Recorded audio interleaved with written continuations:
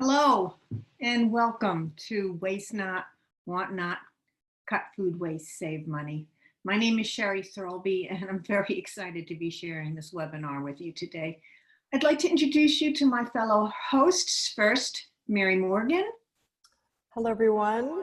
Great to be with you all. I'm looking forward to learning and sharing tips with you to reduce food waste and save money. Thank you, Mary. I just wanted to mention you have an echo. I saw that. And my other fellow host, Mark Haubner.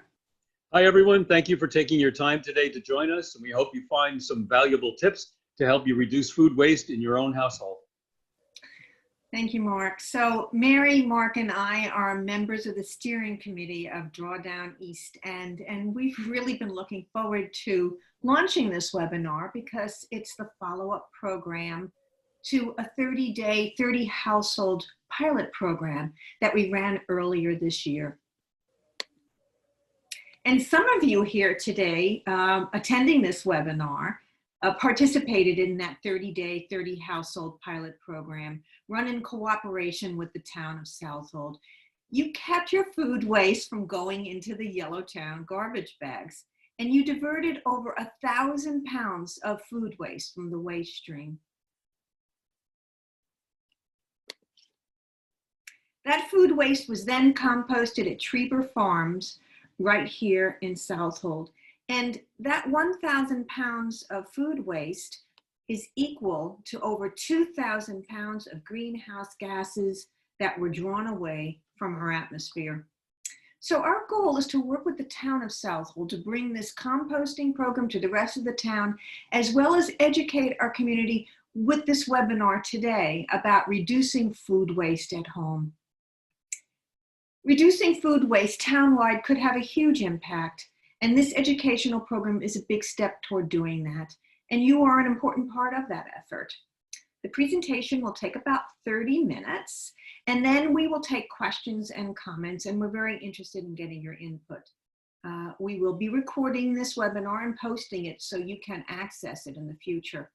First, there will be a short introduction about food waste in the United States and the opportunity it presents to all of us, followed by 8 smart tips for reducing food waste in your own home. And that's environmentalist Paul Hawken in the picture. The Drawdown Project is a research organization that was founded in 2016 by Paul. Drawdown is an achievable point in time when greenhouse gases begin to decline or draw down, reversing global warming. So Paul gathered together 220 scientists, economists, engineers to create a map of 100 solutions to reverse global warming. 80 of these solutions are already in practice around the world and just have to be ramped up. 50 of these solutions can be put into practice in our own Peconic Bay region. And the solutions were ranked by a cost-benefit analysis, by the amount of greenhouse gases reduced, the cost to put the solution into action, and the savings it would generate. And you may have guessed that food waste is right up there with the most impactful solutions globally. In fact, in the United States, reducing food waste is the most important thing you each can do to reverse global warming. It's drawdown solution number 1 because Americans waste an average of 1/2 pound of food per person per day. And 1/2 pound of food waste equals 1 pound of greenhouse gas emissions. And now we will show you a short 1-minute film called The Extraordinary Life and Times of a Strawberry.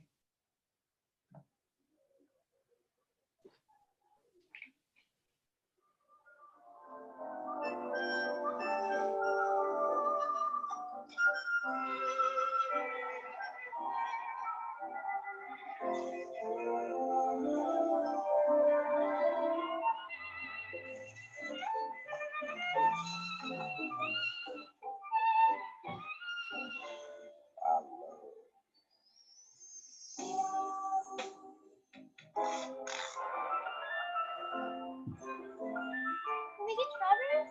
Okay.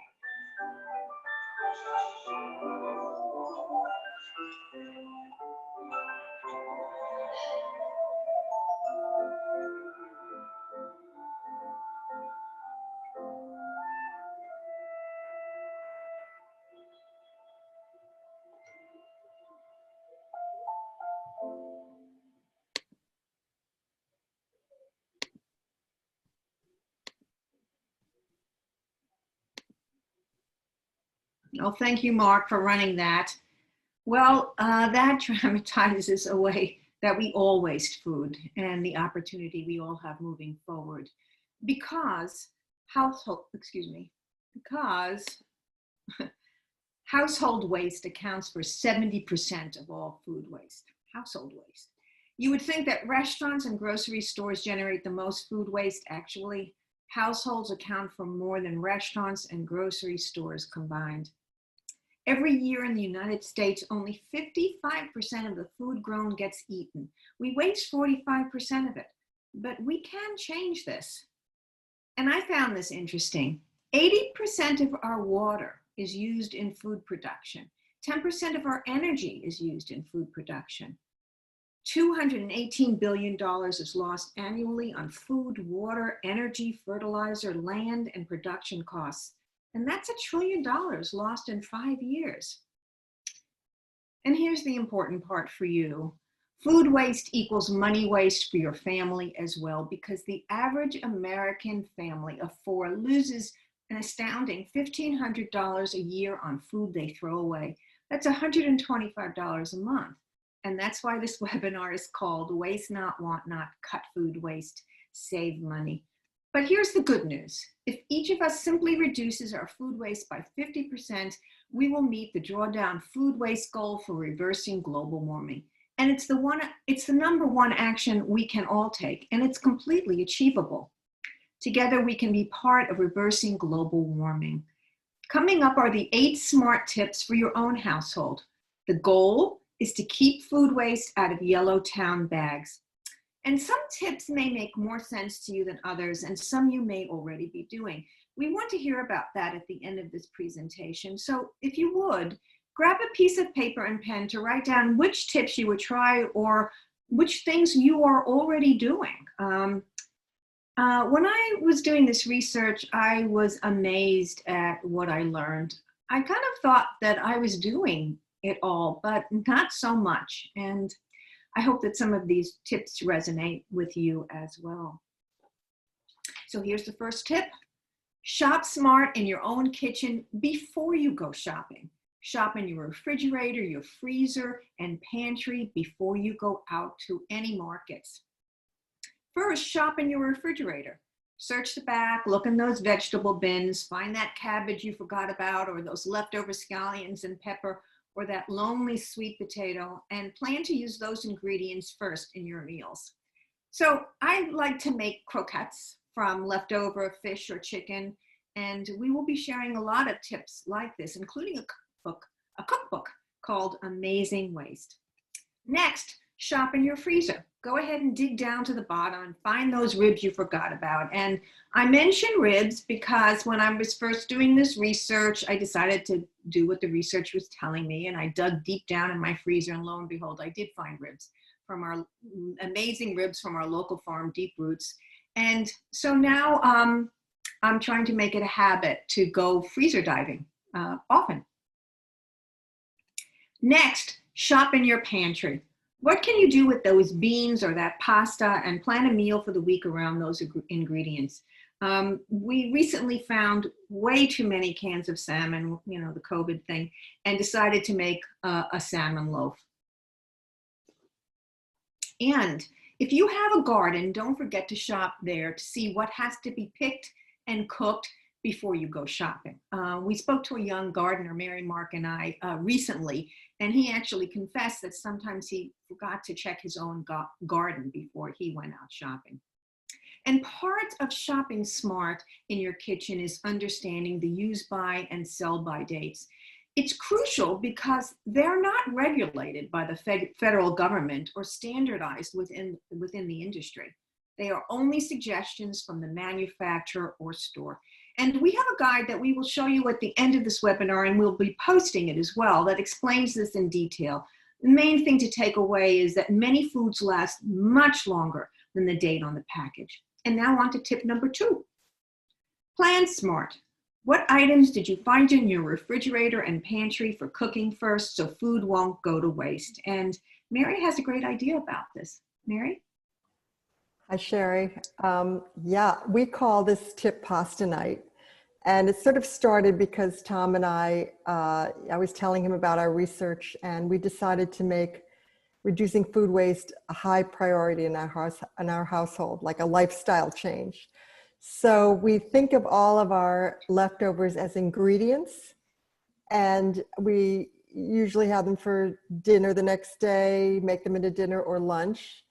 But sometimes it's small little things, like a little bit of a small amount of carrots or broccoli, something we could throw into a pasta sauce.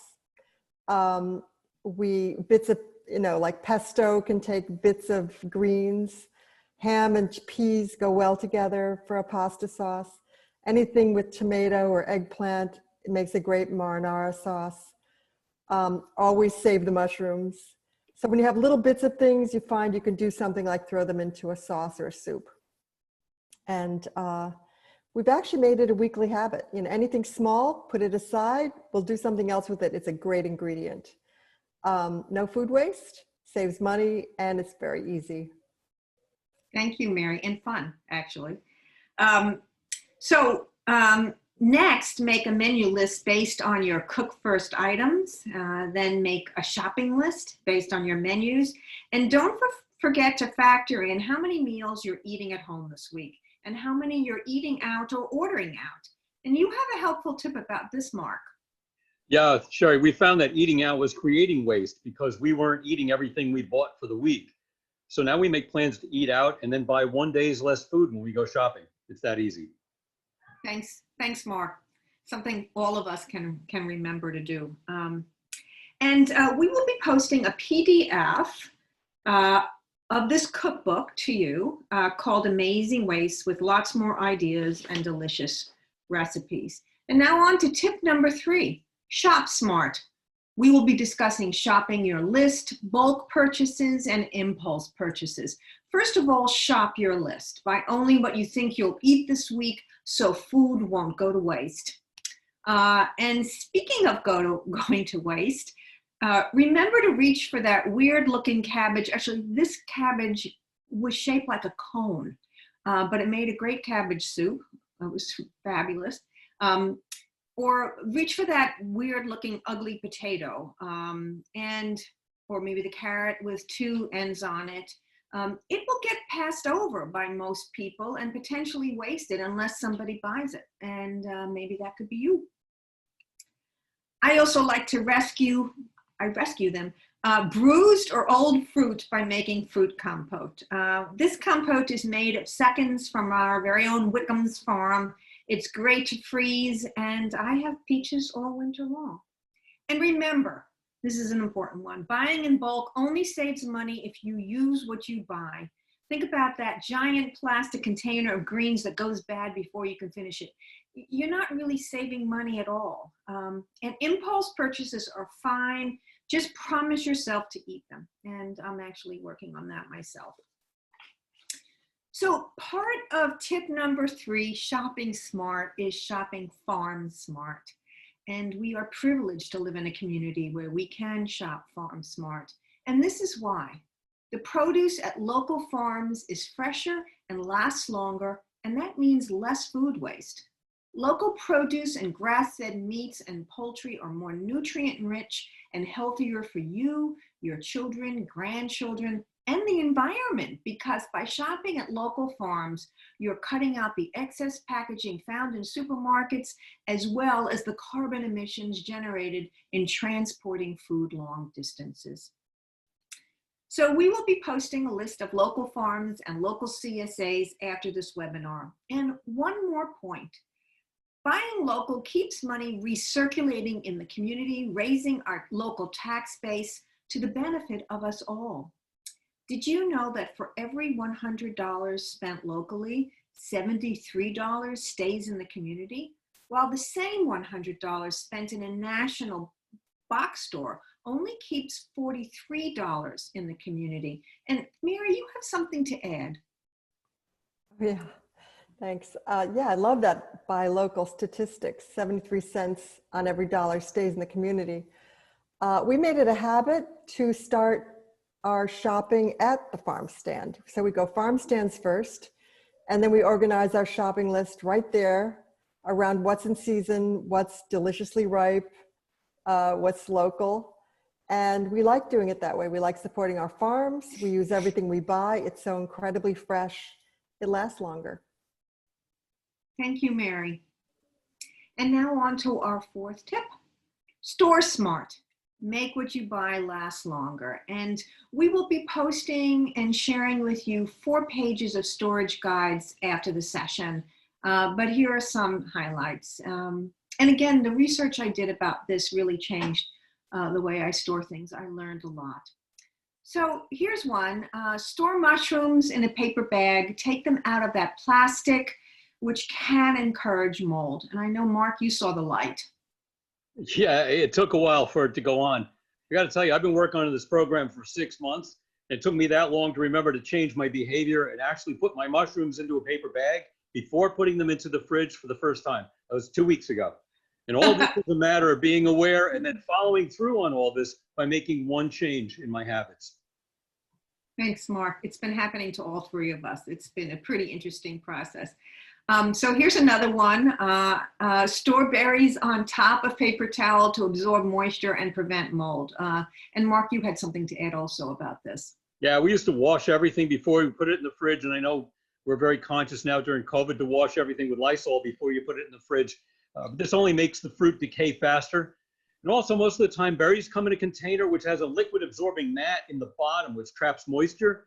So I started putting a paper towel into the top of the container and then just flip it over so that the berries weren't touching the mat at all. Thanks, Mark. That's great. So moving on, refrigerate your nuts, seeds, nut butters, and sesame oil. And I really learned something from this one because I use a lot of sesame oil in my cooking, and it never seemed to stay fresh in the pantry. And lo and behold, now I learned to refrigerate sesame oil, and it's a game changer for me. So the rule of thumb for storage is fruits, no moisture, vegetables need moisture.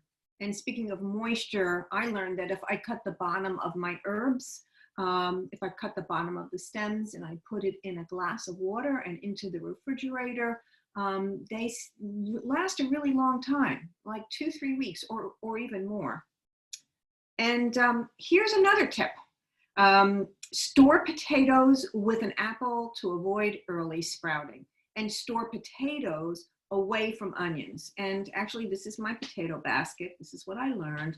And you only need 1 apple. And the reason why is because apples emit ethylene, who knew, gas, which prevents sprouting.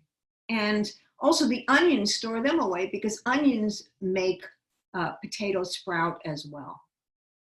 So that's been a change in my household. And continuing on with storage tips. Wrap cheese in parchment or wax paper. Plastic encourages mold and bacteria. You can freeze milk, but only reduced fat milk, not whole milk.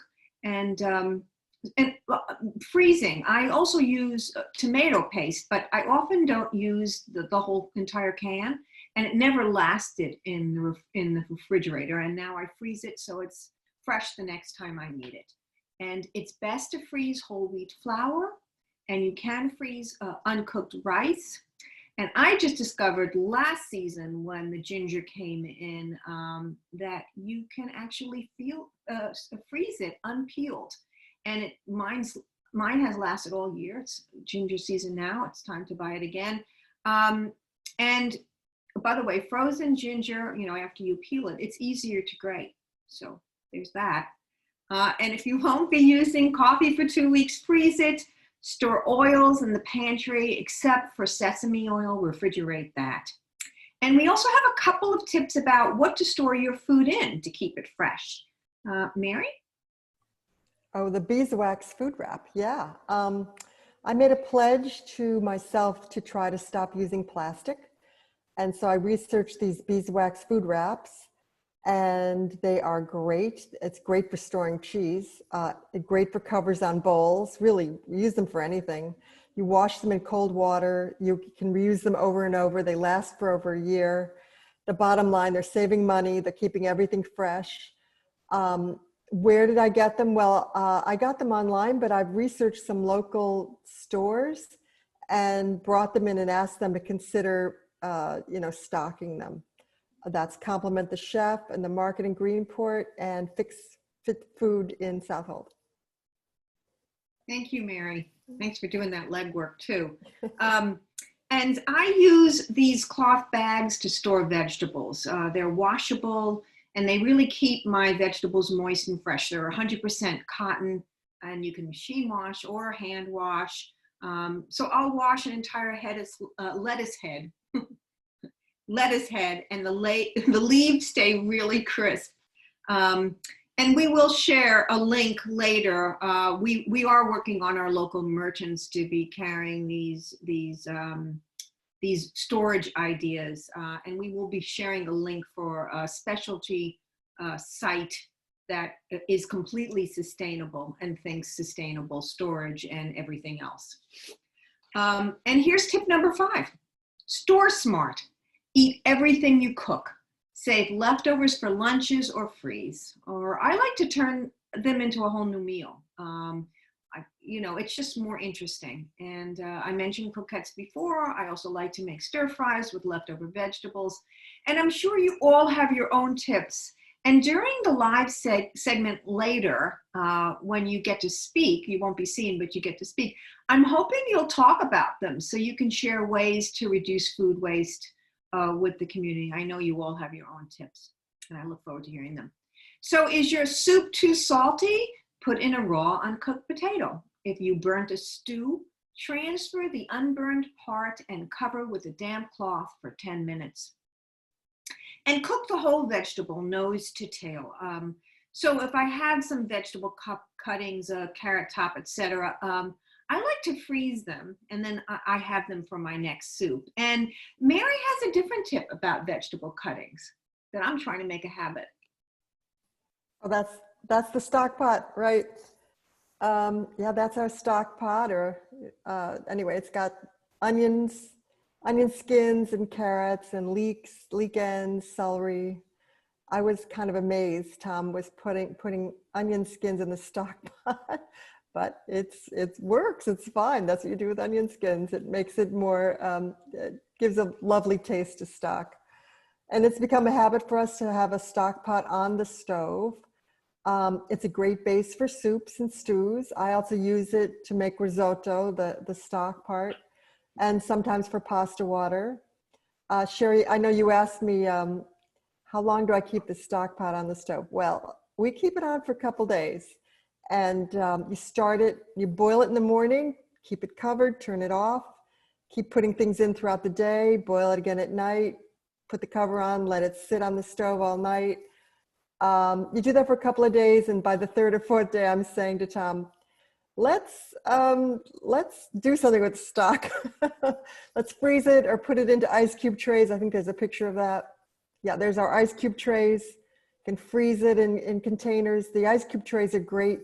You make little bouillon cubes out of it. That's a tip I learned years ago from the New York Times, a chef tip. He was busy making cubes from his stock, and I thought that's a great tip. Saves us money. It keeps the food scraps out of the yellow bag and out of the landfill. It's very easy. Just keep a stock pot on the stove. Thanks, Mary. And I know you have another tip too. Oh, the carrots. Yeah, the carrot gloves.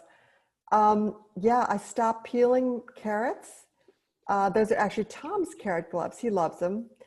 They're wonderful. You can use them on potatoes, any vegetable. You just, scrub. You never have to peel a vegetable again, and there's no veggie scraps. Thanks. Ted wants those. And now on to tip number 6. Eat smart. Eat everything on your plate, and here's how to do it. So the whole idea here is to keep what you cooked for leftovers. Keep them for leftovers, and don't let them end up being scrapings that you scrape into the Yellowtown bag. So here's something you can do. You can use a smaller plate or take a smaller portion than you think you will eat, and go back for seconds only if you think you'll eat them. I find that if I wait 5 minutes before going back for seconds, often my stomach lets my brain know that I'm full. And of course, eat your leftovers or freeze them or create another dish or soup for them.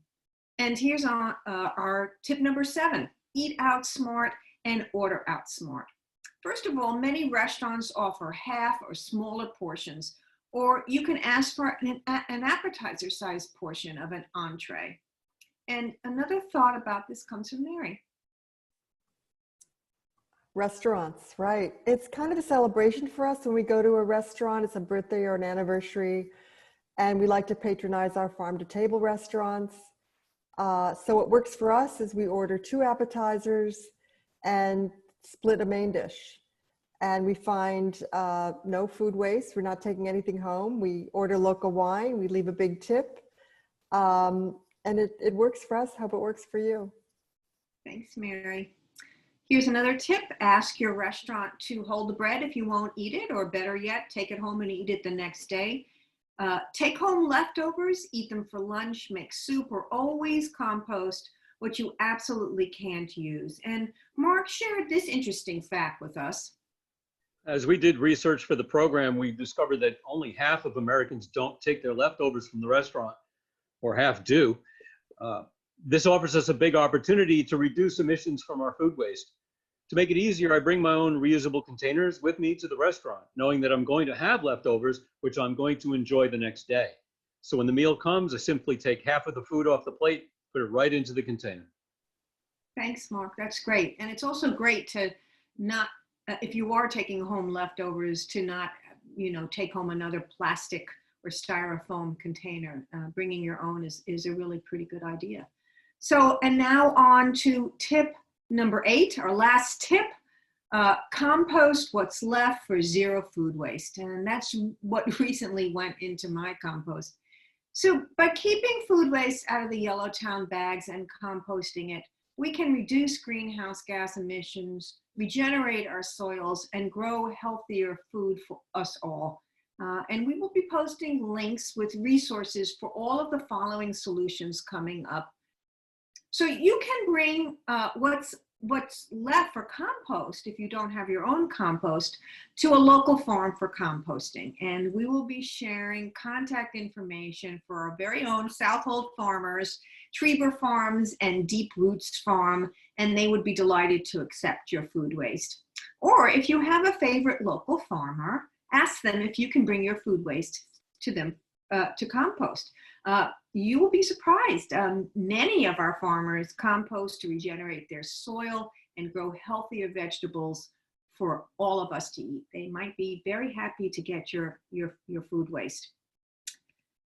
So you can also compost at home. This happens to be a countertop collection pail. And we will be posting links for an above ground compost, or actually one that I have. It's a drum style. As well as an in-ground digester of food. It's called the Green Cone, and it doesn't make compost, but it digests food waste right into the ground. We will also be posting a PDF on how to make a compost pile in your backyard from Cornell Cooperative Extension. So Mark is actually a home composter, and I think he has a tip that he can share with us. Thanks, Sherry. That was my compost bucket, my countertop one, the white one. A simple raised bed at the back of the property works great. You just add some leaves and grass clippings every time you dump the countertop canister out, and you're good to go. If you're worried about vermin, you might want to use a tumbler instead of an above ground system. The tumbler placed close to the house is also better for use during the winter, so you don't have to shovel 300 feet of snow to get to the compost pile. And for those of you who don't want to compost at home, Sherry mentioned a few suggestions for community compost sites and farms which take food scraps. Thanks, Mark. And now on to our guides that we will be posting. Don't try to read this. This is a 2-page guide that's specifically for spring and summer storage. So I found these guides to be really helpful, especially during change of season. So here's the spring and summer produce storage guide. We also have a 2-page fall and winter produce storage guide. The refrigerator demystified. I didn't think I could learn anything about where to store things in my refrigerator, but I actually I actually did, and I hope you will too. Deciphering dates on products. Some highlights are that the use by or sell by dates don't mean food is unsafe, and sell by is meant for the store staff, and certain foods stay fresh way beyond the date suggested, and we'll be posting this link as well. And we will also be posting a local farm resource sheet, who's open and where to find them. And just to summarize, before we ask you 3 questions, here again are the 8 tips to reduce food waste in your own home. Start by shopping in your kitchen before you go shopping. Then plan smart with menus and a shopping list. Shop and store smart so what you buy lasts longer. Cook smart, eat out smart, and order out smart. And finally, compost what's left. So take a moment to look at this list and think about which tips resonated with you or not. We would like to ask you 3 questions about that, and that's going to be in a chat box format, followed by a live audience participation segment where you we can hear you, but we won't see you. So the first question is coming up on the next slide, and to answer, please click on the chat box. That's the thought bubble on the bottom of the screen. Type in your answer and press the return key on your keyboard to send. And only Mary, Mark, and I will see your responses, not the other attendees. Don't rush, and there'll be enough time for you to type in your answer. And again, after these 3 chat box questions, we will go to a live segment where you can talk and share your thoughts with the community. And here's question number 1. What would be the easiest tip to adopt and make a habit? Feel free to list more than one. Remember, click on the thought bubble to respond. Type in your answer and then press the return key on your keyboard to send. And don't rush, you have plenty of time.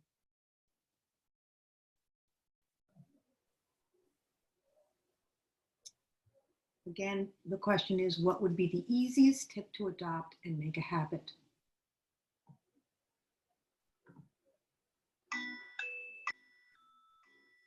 And thank you so much for taking the time to answer this first question. I think that Mark is attempting a sound effect here for us. It's pretty funny. Thank you for taking the time, Mark. It will let me know when the chat is beginning to slow down. And your responses are very valuable to us because it will inform this webinar as we move forward with it. We have one ambitious person that's going to do them all. Oh, really? Okay, great. Thank you. How are we doing, Mark? Are we slowing down on the chat box? No, they're still coming in. There's a lot of participation today. Everybody take your time, really. Take your time. Thank you so much for answering this. And yeah, this is very helpful to us. We've got somebody on the call who can spin leftovers into gold. Okay, that's great. This is great.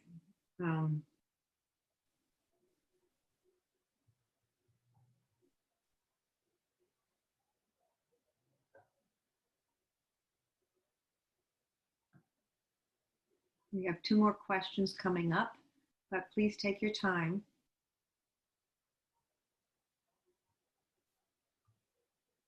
Seems to be slowing down, Sherry. We can move on. Okay, I'll give it another second or 2, and okay, we'll be moving on to question number 2 now. So what would be the hardest tip to adopt and why? And you have plenty of time. We want to hear about this as well. Really all of your patience and participation will really help us just make this webinar better and the tips we are sharing better. So be honest, and you have plenty of time to respond. Again, click on the thought bubble. You know, the difficult tips are the things we call barriers to behavior. And these are probably more important than the easy ones although we have a long list of easy ones that we're going to be able to share with people down the line. We certainly haven't thought of them all, and we haven't collated them all or collected them or let them out either. It seems to be no end to people's ideas here. Right, which is why we're delighted to be having this community forum, especially, you know, the rest of the attendees can't see what you're typing into the chat box. But again, we have the live section coming up where if you would be kind enough to raise your hand, you won't be seen, just heard, sharing your thoughts with the community would go a long way to just keeping this discussion alive. You know, we're grassroots here. We're all part of making changes, and you know, we will spread these ideas out. So how's our question number 2 going? Mark, is everybody still pretty busy? Yeah, it seems so. All right, you go, guys. So, great.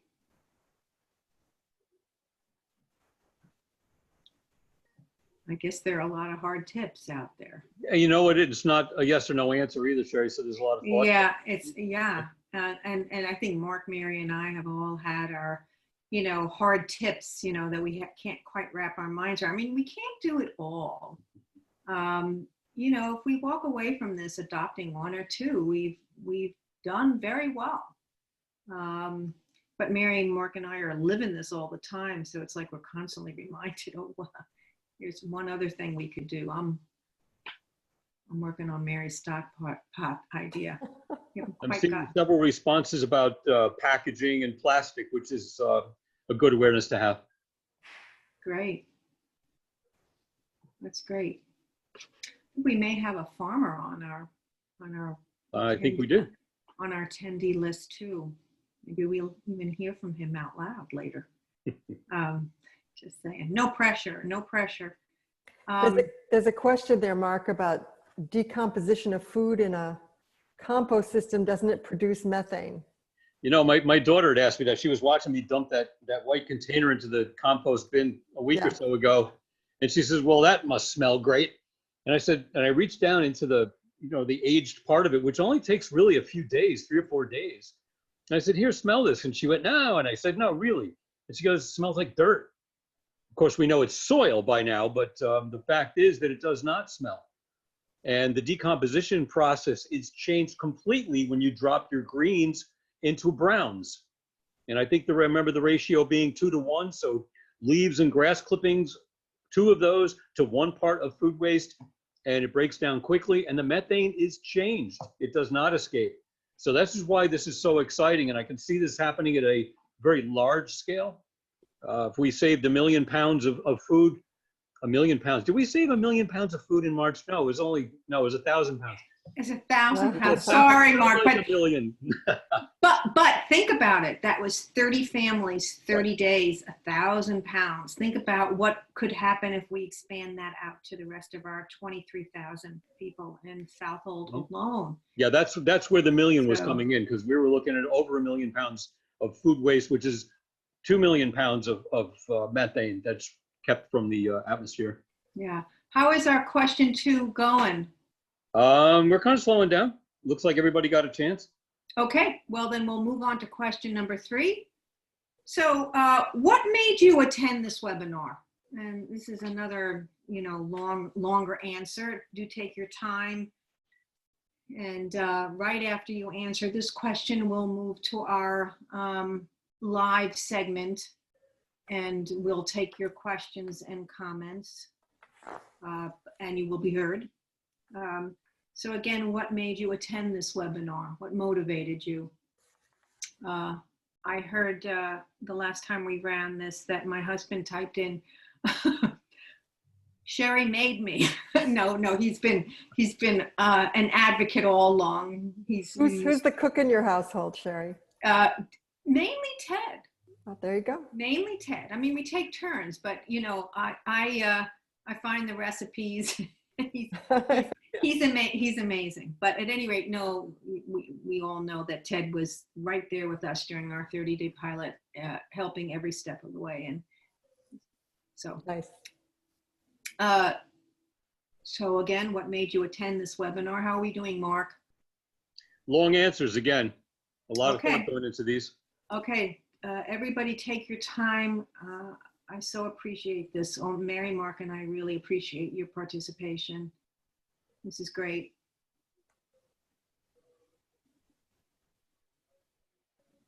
I guess I don't have to tell you how to find the chat box. No, it's a So- chatty bunch. It's a very chatty bunch. This is Well, great. to me, the light bulb went off when you start to think of your leftovers as ingredients. And that helps a lot. So now you're thinking they're an ingredients for something else. Oh, well, that's definitely my job. I look in that, I really have learned to do that. And it's kind of fun and creative to, not just go to your recipe file or whatever it is you use to inspire you, but to get inspiration from your own refrigerator or freezer. Actually, inspiration was a term somebody used for our gathering today, which I appreciate. I've seen another remark about the sense of responsibility, which was pretty amazing. Great. And Ellen just typed in, do you want me to speak to the group? You don't live in Southold. Well, absolutely not. No, yes, please, by all means. I'm a Riverhead guy and they invited me in as the token Riverhead person. So Absolutely. Yeah, thank you. yeah, Absolutely. please, if you have something to share or to say, Yeah. absolutely. Please jump in a couple of minutes. We're going to start the Yeah. open mic. So how are we doing? This is a prolific bunch. They are wide awake at 6 o'clock on a Wednesday night, or is it Thursday? No, sorry. Okay, so still? Yeah, it's like every few seconds somebody's got. Okay, great. Getting longer. But I think you could move to the. Yeah, we could probably move a little. Yeah. You think we can move on to our Q&A? Okay, so now here's my job. I am going to attempt to get Mary, Mark, and I bigger on one screen. Okay, so here we are. Okay. Mary Morgan, Mark Haubner, and myself, Sherry Thirlby. And so I am going to look at, this is how you ask a question. So go to the bottom of your screen and look for the raised hand icon, and then click on that. And then I will see a raised hand next to your name in the attendee list. And I will pick on you, one after another, hopefully. And yeah, and so I actually see several. And shall we start with you, Al? Hi there. How are you? Fine. How are you? Thanks for coming. I'm well. No, thanks for doing this. I think this is really important. And our food security in this country is really critical. And a lot of people take our abundance of food today for granted. And this is a good, I think, personal step towards, making sure that we have food security in our homes. And that will, of course, spread throughout the whole community and country. So this is a really good program that you're having today. Thank you. I think one of the challenges, though, is that we've noticed it on the farm, is that fewer and fewer people cook. So, and that's I don't know how you address that. I mean, obviously, if you're cooking, you understand you're getting better nutrition, obviously a much better meal. But that's why it's called homemade, right? But so I just wonder how you could try to get more people to spend the time, invest the time in cooking, because that's what it really comes down to. That's a very interesting problem. And so even during this time of sequestration, COVID, you didn't see more produce moving off the farm stands? Yes, this year was an uptick. Absolutely. There's no question about it, but it shouldn't take a global pandemic for people to enjoy what they can make in the kitchen. Though the fact that it's being done now, my hope anyway is that people will keep these new habits and keep these some of the ways of living are actually, good. Mhm. And perhaps this will be a game changer. I subscribe to the New York Times, cooking, post, and it seems to me that they're reporting that people are just crazy about getting new recipes and doing more cooking at home. So I will take that as a sign that maybe this will be a habit that will continue, Al. I hope so. And if people aren't commuting, they do have that time that they can spend in the kitchen. So that will be, and spending with family in the kitchen, creating meals. So hopefully that will change our culture Yeah. somewhat. So Yeah, it's thank actually I'm glad you brought that up, Al, too, because Tom and I come from very different kinds of backgrounds. My mother hated cooking, but she loved fresh things, and I love fresh food because of that. But both of us have fond memories of cooking with our parents, doing stuff with our parents. With my mother, it was, cutting up vegetables and putting them raw on the plate, but at least it was something, it was something that I did with her and enjoy doing with young people and with my family members. And people can think of their grandparents and the cultural cuisine that the grandparents brought, to the fore. Like I have a Dutch relative. She used to bring Dutch lettuce to Thanksgiving, which is basically a wilted lettuce, a style of wilted lettuce. And I often wonder why more people don't think about, their family heritage and want to explore some of those dishes. It's really fun. it is. Well, thanks for having this tonight. thank you. Yeah, I Thank think you might have just suggested our sequel, which is going to be Family in the Kitchen. I like that. Thanks. So I see a few more hands that are raised. We'd love to hear your tips out loud, everybody, so you can share it with the rest of the community, because in the chat box, it's really just being seen, at least now, by Mary, Mark, and I. Okay, and I see Margaret. Would you like to say something, Margaret? A little tab will come up and you have to unmute yourself. Yeah, I did. Thank you. You're doing a wonderful job, you three. It's really great. So no, I'm serious. What I wanted to say, because Al brought it up, I have a friend who is a wonderful cook, and she always gives me her leftovers because I'm one person. And her family, they might not have enough leftovers for the whole family, so she gives them to me, and she's a wonderful cook. And so since I'm single and I live alone, I think this whole idea of sharing, like I cook something, somebody else cooks something, and we share, because I am so tired of my cooking, but it would help me want to cook more. And the other thing that you guys haven't brought up, but I think it's part of this food waste stuff, is, buying things that are almost, well, like tonight, because I wanted to cook something. So I went to the IGA and I got one of their stuffed chickens. I've never had that, a stuffed chicken breast that they prepared, and I cooked it. But then it has styrofoam on it and this other stuff. And what am I saying? More, waste. So even if it's not food waste, it's waste. And the other tip I have, I put all of my food waste, well, I have a compost pile, but I have my food waste in the refrigerator so that my trash does not smell. I hardly ever have to go to the dump with a yellow bag because I compost stuff and I don't let it smell in my, you know what I mean? Anyway, I think that's a good idea because people just create so much trash and are constantly taking yellow bags to the dump. Thank you very much.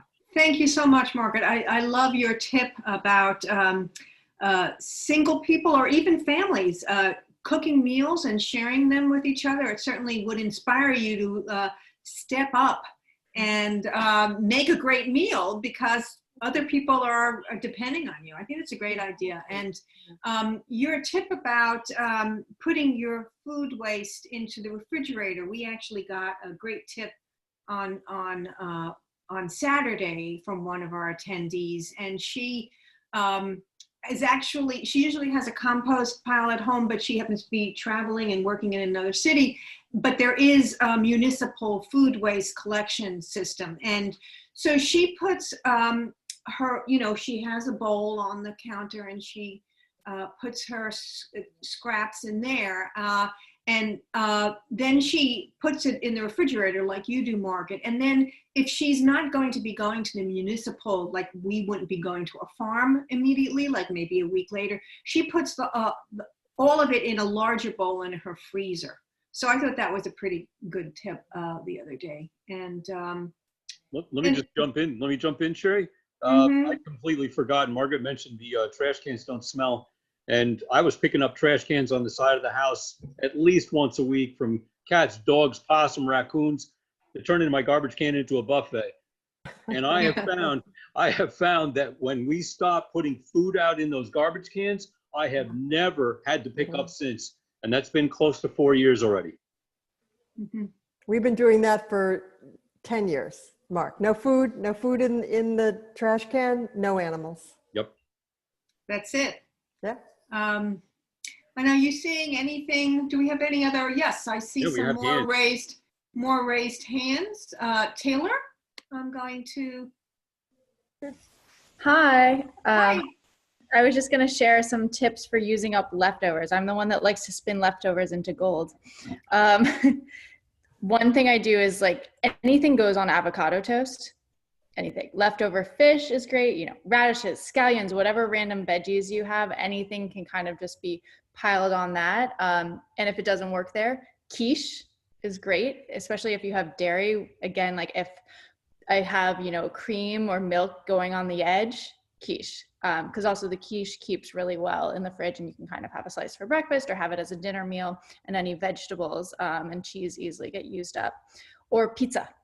Pizza night is kind of like scrap pile of, you know, cook up other things and make some kind of weird, interesting pizzas. That's great, Taylor. And I see we're beginning to, because we have 2 more slides to show you, and we do want to keep this to an hour. So I'm just going to choose call on one more person, but we're going to be sending you emails, and you can email back, and we can answer any questions we didn't get to or comments. So this is Ellen. Ellen, there'll be a little tab that comes up on the center of your screen. Just click He's it. the out-of-town defector. Be careful. Okay. Ellen, do you see the little tab in the middle of your screen? It'll come up. It's a little window, and you have to click it to unmute yourself. I think, Ellen, you can speak now. Okay, well, it looks like we will be moving on to our last 2 slides. Ellen, we can't hear you. I'm so sorry. Ellen, if you want to email us, that's fine too. We'll be glad for the suggestions. Do you Yeah. hear me now? Yes. Oh, here we go. I didn't ask to talk, but I got a little unmute button, so hi. You are Ellen, the other Ellen. We were actually calling on a different Ellen, but please, by all means, Ellen, I know you have something to say. Well, I have a couple things. One of them is, what do we do with our meat, chicken, and fish bones? Because I never quite know about that. I've been just putting that in the garbage because I can't compost it, and I don't know what to do with it. Okay. That's the first thing. And the other thing is I'm really interested in bringing some of this into the schools, because I found that when you get the 4, 5, 6, 7, 8-year-olds excited about something and go home, then the parents and grandparents tend to have to do it. So that's another thing. My kids learned how to make butter and make bread and things when they were in elementary school in the classroom, and then went home with the recipes. So, Well, okay. we will definitely, thank you, Ellen. We'll definitely be in contact with you. I know we've had a few conversations about the educational part. As far as bones, excellent question. And I think we all have something to say about that. Let me start with Peter Trieber. Let's see. I think I'm hearing more talking in the background. Mary, can you mute the people who are not talking? That would be great. Yes, if you're not talking right now, mute yourself. Thank you so much. Well, there are some things you can do with your bones. Here are a couple of ideas. Number one, Peter Trieber Farms, he's definitely wants your food waste, but he may be interested in taking your bones and fish bones. So definitely when we send you the contact information, I will, you can ask him. You can bury them. The soil, the earth loves it, but you do have to bury it pretty deep. Mark, how deep? Yeah, it's like, I'm thinking a foot, keep the dogs out of there at least. It's got to be a foot down. They can still smell it, but if it's not all that interesting, they won't go after it. And the other Ellen just wrote in and says, put them in your stock pot. And there you go, right? And Right. what I've found too is to put all these, especially like turkey bones. If we have turkey after Thanksgiving, we'll have 2 carcasses. I throw them into a giant pressure cooker. And by the time you get done, they're soft enough for the dogs to eat without any fear of them choking on them.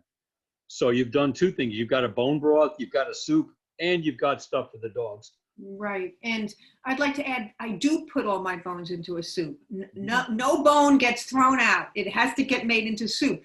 But then after, you still have the bones. I don't have a dog, so I'm not, so there's the burying, there's Peter. And I think that Mary, you do something as well. Am I putting you on the spot?